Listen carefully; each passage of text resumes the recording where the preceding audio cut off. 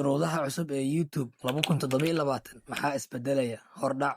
Haddii aad tahay YouTuber ama aad qorsheynayso in aad YouTube-ka ka samayso lacag, muuqaalkan aad ayuu muhiim kuugu yahay.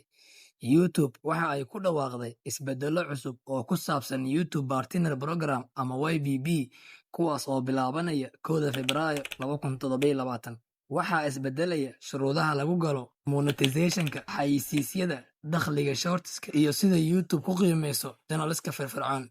Haddaba maxaa cusub? Aan kugu sharaxo si fudud. Qaybta koowaad, goorma ayay shuruudaha cusub bilaabanayaan? Isbedeladan waxay dhaqan galayaan 1 Febraayo 2027.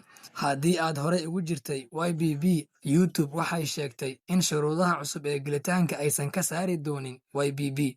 Laakiin haddii YouTube Studio kuu soo bandhigo heshiisyadan cusub, waa inaad dib u eegtaa oo aad aqbashaa.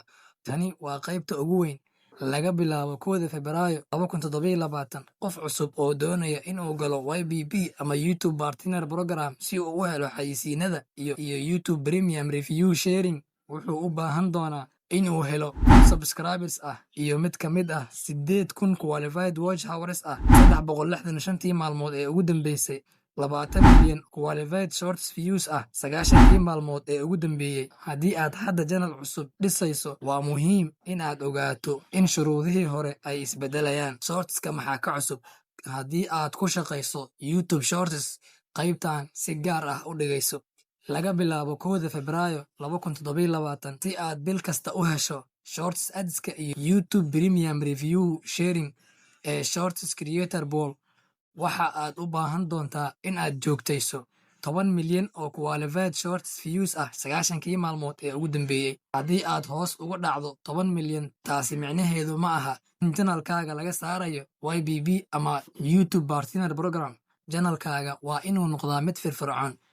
YouTube sidoo kale waxa ay bedelaysaa sida loo qiimeeyo channelska firfircoon. Haddii channelkaagu horey ugu jiray YPP-ga, ha argagixin.